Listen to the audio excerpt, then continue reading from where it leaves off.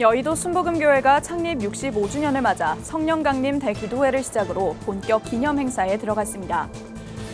JMS의 핵심 간부 중 한 명이었던 탈퇴자가 2인자 정조은의 성범죄 사실을 추가적으로 폭로하며 충격을 주고 있습니다. 기독교 한국침례교회 목회자들을 배출하는 한국침례신학대학교가 개교 70주년을 맞았습니다. 대한예수교장로회 백석총회가 설립 45주년을 맞아 개혁주의 생명신학 국제포럼을 오는 29일 천안 백석대학교에서 개최합니다. 미주성결교회 제44회 총회가 미주성결교회 창립 50주년을 기념해 한국에서 열렸습니다.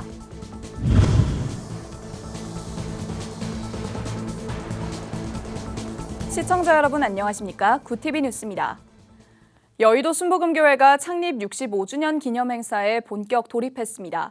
이번 주 오순절 성령강림 대기도회를 시작으로 신학 컨퍼런스와 기념 음악회를 차례로 진행하는데요. 기도회 첫날인 17일에는 각 교단 총회장들과 2만여 명의 성도들이 모여 예배를 드렸습니다. 보도에 김혜인 기자입니다. 여의도 순복음교회 창립 65주년 및 하디 선교사 영적 각성 120주년을 기념하는 예배가 17일 여의도 순복음교회 대성전에서 열렸습니다. 예배가 시작되자 2만여 명의 성도들이 통성으로 기도하는 소리가 대성전을 가득 메웁니다. 여의도 순복음교회 이영훈 담임 목사는 설립자인 고 조용기 목사의 사역으로 성장할 수 있었다며 조 목사님이 강조해온 성령 충만의 역사를 따라가야 한다고 설교를 전했습니다. 성령 충만되면 우리의 죄를 회개하고 능력을 받아 하나님의 영광을 위해서 쓰임받게 되는 것입니다. 우리 여의도 순복의 65년의 역사도 성령 충만의 역사입니다. 첫 때도 성령 충만이요, 두 때도 성령 충만이요, 마지막도 성령 충만입니다. 여러분 모두가 성령으로 충만함을 받으시기 바랍니다. 이날 예배엔 교회 창립 65주년을 축하하기 위해 김진표 국회의장, 오세훈 서울시장을 비롯한 국내외 인사들이 영상을 통해 여의도 순복음교회가 한국 사회에 미친 영향을 언급하며 축하 메시지를 전했습니다. 한국교회 주요 교단 총회장들은 여의도 순복음교회가 성령운동의 산실이라고 입을 모았습니다. 여의도 순복음교회는 어려울 때 힘주시고 약할 때 강함 주시는 성령 충만의 역사로 절대 긍정과 절대 감사의 신앙을 보여준 모델입니다. 여의도 순복음교회의 성령 사역은 여의도라는 지역의 한계, 순복음이라는 교단의 한계도 뛰어넘어 세계의 교회로 세워지는 축복이 되었습니다. 살아계신 성령 하나님의 증거가 되는 교회가 바로 여의도 순복음교회입니다. 그래서 언제나 우리 교단은 여의도 순복음교회에 대한 자랑, 감사, 감격이 있습니다.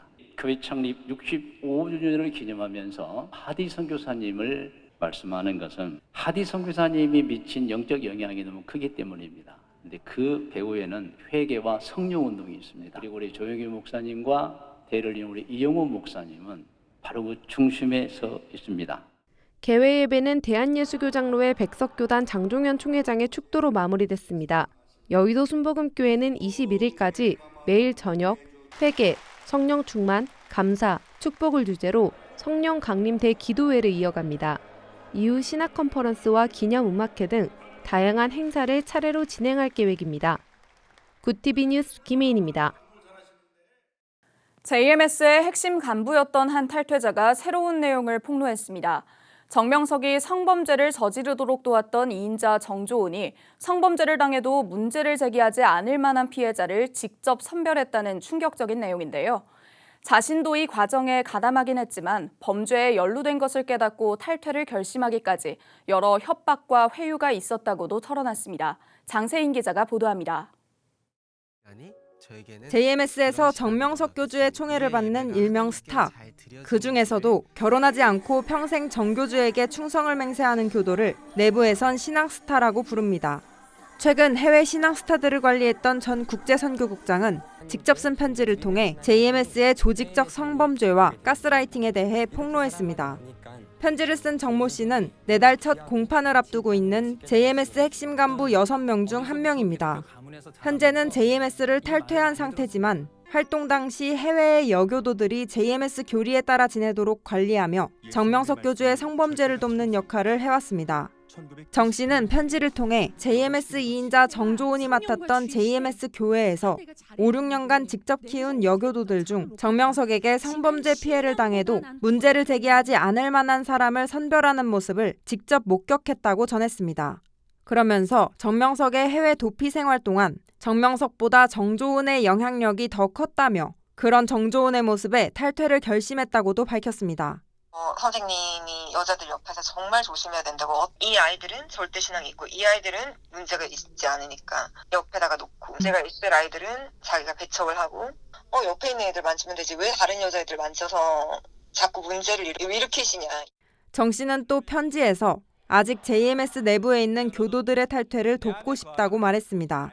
자신이 범죄에 연루된 것을 깨닫고 조직에서 벗어나려 할 때 조직 내 실패자로 낙인 찍힐 것에 대한 두려움을 이용해 협박, 회유, 저주로 가스라이팅을 해왔다고 전했습니다. 피해를 입히는 것에 더 나아가서 다른 사람들을 데려오게 만들고, 이런 것에서 벗어나려고 할 때는 너가 하지 않으면 너의 가족들이 구원을 못 받는다. 이 하나님의 역사에 마치 제가 엄청난 피해를 주는 것처럼 죄책감이 들게 만들고 빠져나가지 못하게 하는 거죠. 정명석의 성폭행을 도운 준유사강간 혐의로 정조은 등 JMS 간부 6명의 첫 공판이 내달 9일 대전지방법원에서 열립니다. 정명석의 성범죄를 도왔던 간부들의 조직적 범죄가 잇따라 폭로되면서 가담자의 형량에 영향을 미칠지 주목됩니다. 또 이런 내부 고발이 교도들의 탈퇴로도 이어질지 이목이 집중되고 있습니다. 구티비 뉴스 장세인입니다. 침례교단 목회자를 양성하는 한국침례신학대학교가 개교 70주년을 맞았습니다. 침신대는 동문들을 학교로 초청해 다양한 기념 행사를 진행하는 가운데 16일 기념 예배를 드리며 학교 설립을 축하했습니다. 보도에 장정훈 기자입니다. 한국침례신학대학교는 한국전쟁 막바지인 1953년 침례회 성경학원이란 이름으로 세워졌습니다. 80년대 이후에는 침례신학대학원과 수도침례신학교 두 곳으로 운영돼 왔지만 2006년 한국침례신학대학교로 통합해 현재까지 운영을 이어오고 있습니다. 다만 침례교단 교육의 중추 역할을 하다 보니 교단의 교육기관은 한 곳에 불과하다는 것이 다소 아쉬운 부분으로 남아 있습니다. 침신대는 올해 개교 70주년을 맞아 18일까지 기념행사와 동문 한마음 축제를 개최하고 있습니다. 오랜만에 학교를 찾은 졸업생들은 설립 70년에 대한 감회를 느끼며 축하를 전했습니다. 학교를 통해서 많은 후배들이 양성되고 또 그들이 또 하나님의 사역지로 잘 나갈 수 있을 거라고 믿고 계속 기도로 또 여러 가지로 후원할 것을 약속합니다. 우리 학교가 외형적으로나 모든 면에 있어서 이렇게 크게 성장한 모습이 너무 보기 좋고 감사합니다. 계속해서 성장할 것을 기대하며 축하하고 싶습니다. 16일에는 재학생들과 동문들이 함께 학교 강당에서 기념 예배를 드렸습니다. 이날 행사에선 동문들의 특송과 기증식 등이 진행됐습니다.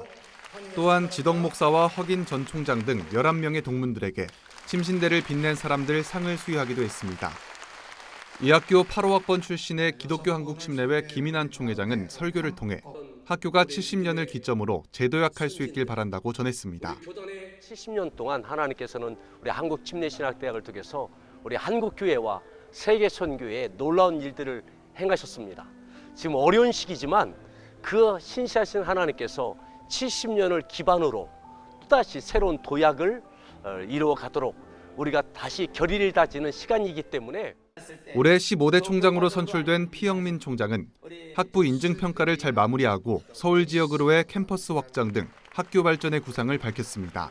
학부가 내년도에 인증평가를 받아야 되기 때문에 그 인증평가를 통과하고 또 좀 학교의 그 영역도 확대를 해서 서울의 대학원대학교 설립을 구체적으로 추진을 해볼까 이렇게 생각을 하고 있습니다.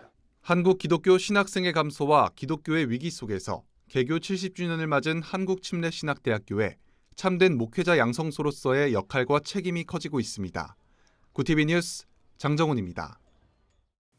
대한예수교장로회 백석총회가 17일 개혁주의 생명신학 국제포럼에 앞서 기자 간담회를 가졌습니다. 29일 백석대학교에서 진행되는 포럼은 백석총회 설립 45주년을 기념해 마련된 국제포럼입니다. 이번 포럼은 개혁주의 생명신학으로 민족과 세계를 살리다를 주제로 열리며 미국 휘튼 대학교 총장 필립 라이큰 박사와 칼빈 대학교 총장 비베 보어 박사, 웨스트민스터 신학교 특훈 교수 권성수 박사 등 3개 석학들을 초청했습니다. 개혁주의 생명신학 국제포럼 성종현 본부장은 포럼이 매년 진행되었지만 45주년을 맞아 특별히 국제포럼으로 진행되는 만큼 교단의 신학적 정체성인 개혁주의 생명신학이 전 세계에 공표되는 발판의 계기가 되길 기대한다고 말했습니다. 미주성결교회 제44회 총회가 신길교회에서 열렸습니다. 미주성결교회 창립 50주년을 기념해 특별히 한국에서 열린 이번 총회는 세계 속의 성결교회라는 주제로 진행됐습니다. 개회선언문에서 미주성결교회 이대우 총회장은 미주성결교회는 하나님께서 세계에 세우신 한인 디아스포라들을 성결의 사도로 세우는 영광스러운 교회라며 이제 다가올 100년을 내다보며 우리 모두가 이 역사적 선교의 사명을 미래에 전해주어야 할 것이라고 말했습니다. 총회는 19일까지 사흘간 진행됩니다. 일본 최초의 사죄운동을 전개한 오야마 레이지 목사가 향년 96세의 나이로 별세했습니다. 오야마 목사는 16일 식사 도중 목이 막혀 호흡곤란을 호소하다 의식을 잃은 뒤 깨어나지 못한 것으로 전해졌습니다. 오야마 목사는 1945년 일제패전 뒤 아시아 각국에 사죄운동을 전개했습니다. 경기도 화성 제암리교회가 일제에 의해 교회가 불타고 집단 학살을 당한 사건과 관련해서도 제암리 학살 사죄위원회를 발족해 제암리교회 재건과 순교기념관 건립을 지원했습니다. 2014년에는 위안부 할머니 수요 집회에 참석해 직접 사죄한 바 있습니다. 오야마 목사는 또 한일 관계를 회복하는 데 기독교인이 앞장서자고 줄곧 강조해왔습니다. 백성예술대학교 실용댄스학부 대표 댄스팀 BDO가 지난 14일 힙합 인터내셔널 한국대표 선발전에 출전해 미니크루 부문에서 우승을 차지하며 국가대표로 활동하게 됐습니다. BDO팀은 2020년 문병순 학부장에 의해 창단돼 4년째 활동을 이어오고 있으며 이번 대회에서는 졸업생 전소정 씨와 신입생 김혜림, 박예은 학생이 출전해 우승을 차지했습니다.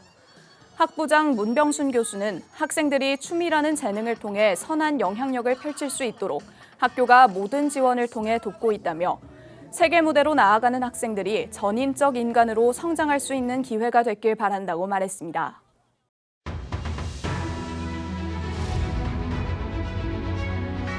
오늘의 이슈 포커스입니다. 대한간호협회가 17일 기자회견을 열고 윤석열 대통령의 간호법 제정안 거부권 행사를 규탄하며 1차 단체 행동에 돌입한다고 선언했습니다. 간호협회는 먼저 단체 행동의 일환으로 준법 투쟁을 전개할 예정입니다. 협회 측은 준법 투쟁은 불법 진료에 대한 의사의 업무 지시를 거부하는 것으로 특히 임상병리 등 다른 보건의료 직능의 면허 업무에 대한 의사 지시를 거부할 것이라고 설명했습니다. 협회는 이를 위해 간호사가 거부해야 할 불법적 업무 리스트를 의료기관에 배포하고 불법 진료 신고센터 설치와 현장 실사단을 별도 운영해 관리할 예정이라고 밝혔습니다. 여야 국회의원들이 5.18 민주화운동 43주년을 맞아 일제히 광주로 향합니다. 국민의힘은 18일 서울역에서 출발하는 광주행 KTX 특별열차를 이용해 소속 의원 90여 명이 광주로 향할 계획이며 더불어민주당과 정의당 등 야당 지도부는 17일 오후 광주로 내려가 민주평화대행진과 전야제에 참석할 예정입니다. 5.18 기념식 당일 여야 정치권 인사들이 광주로 집결할 것으로 예상되는 가운데 기념식장 주변에선 민관공경 합동으로 최고 수준의 경호경비 태세가 펼쳐질 전망입니다. 충북 청주시와 증평군 소재 한우농장과 염소농장에서 구제역 발생이 추가로 확인됐습니다. 17일 농림축산식품부에 따르면 청주와 증평 소재 한우농장 각각 한 곳과 청주의 염소농장 한 곳에서 정밀검사를 진행한 결과 구제역임을 확인했다고 밝혔습니다. 방역당국은 구제역이 확인된 농장 3곳에 각각 초동방역팀과 역학조사반을 파견해 출입을 통제하고 소독과 역학조사 등을 진행 중이며 해당 농장에서 사육 중인 가축들은 살처분할 계획이라고 말했습니다. 한국항공우주연구원이 누리호 3차 발사일을 일주일 앞두고 17일 우주로 날아오르기 위한 완전한 형태를 갖췄습니다.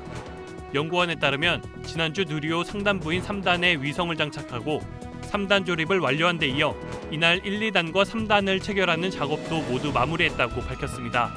조립이 순조롭다면 위성 전력 충전 등을 거쳐 발사 사흘 전인 21일 발사에 있을 위성까지 모두 탑재한 누리호가 발사 전 최종 점검만 남기게 됩니다. 이후 누리호는 22일 무인 특수 이동 차량에 실리고 23일에는 발사대로 옮겨져 발사일인 24일까지 발사 준비 과정을 진행하게 됩니다. 구티비 뉴스 정성광입니다.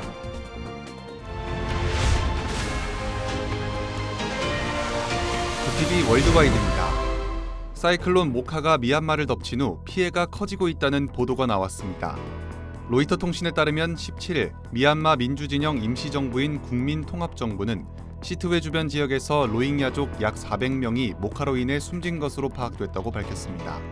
사이클론 모카는 인도양 북동부에서 북상했으며 14일 미얀마 이슬람계 소수민족 로힝야족이 거주하는 시트웨 지역에 상륙했습니다. 미얀마 군부의 국영방송인 MRTV는 사이클론으로 인해 21명이 사망했고 주택을 비롯한 건물 12,000여 채가 피해를 봤다고 보도했습니다. 보조단체와 독립언론은 피해 규모가 군정 발표보다 훨씬 클 것으로 보고 있으며 통신 두절 등으로 인명피해 규모를 정확히 집계하기 어렵다고 전했습니다. 오는 18일 예정된 예루살렘의 날 깃발 행진을 앞두고 이스라엘과 팔레스타인 간의 긴장이 고조되고 있습니다. 예루살렘의 날은 1967년 3차 중동전쟁 이후 이스라엘이 요르단 지역 동예루살렘을 장악한 것을 기념하는 날로 국기를 들고 예루살렘을 도는 행사입니다. 이스라엘 정부는 최근 우파의 깃발 행진을 허용했고 팔레스타인 무장정파 하마스는 팔레스타인 주민들에게 동예루살렘 성지 집결을 독려하고 나섰습니다. 해당 행사는 매년 두 국가 간 갈등을 촉발했으며 올해는 닷새간 일어났던 무력 충돌이 마무리된 지 얼마 되지 않은 시점이라 양측의 충돌이 일어날 가능성이 있을 것으로 보입니다. 테슬라 최고 경영자 일론 머스크가 현지 시간 16일 향후 1년간 경기 침체로 인해 많은 기업이 파산할 것으로 전망했습니다. 머스크는 테슬라 본사에서 열린 연례 주주총회에서 향후 12개월 동안은 거시경제 수준에서 어려운 상황이 지속될 것으로 예상한다며 비관적 전망을 밝혔습니다. 이어 테슬라도 세계적 경제 환경에 영향을 받는다며 하지만 장기적으로 좋은 자리를 찾아갈 것이라고 낙관했습니다. 한편 이날 주총에서는 테슬라 CEO에서 사임할 것이라는 루머에 대한 질문으로 그렇지 않다고 일축하기도 했습니다. 세계 인구 순위 4위의 인도네시아가 2045년까지 3억 2천만 명으로 인구가 증가할 것으로 전망됐습니다. 현지 시간 17일 일간 콤파스 등에 따르면 인도네시아 국가개발기획원은 인구 전망을 발표하고 자국 인구가 2045년까지 3억 2천만 명으로 20.2% 증가할 것으로 예상했습니다. 다만 현재 인구 증가율이 2030년부터 둔화할 것이며 2045년에는 출산율이 1.9명으로 줄며 저출산 상황에 빠질 것으로 전망했습니다. 하지만 인구 순위에서 뒤를 따르는 나이지리아와 파키스탄 등의 인구 증가율은 높은 수준을 유지할 것으로 평가했으며 2050년엔 인도네시아의 순위가 2단계 하락할 것으로 예상했습니다. 구티비 뉴스 장정훈입니다.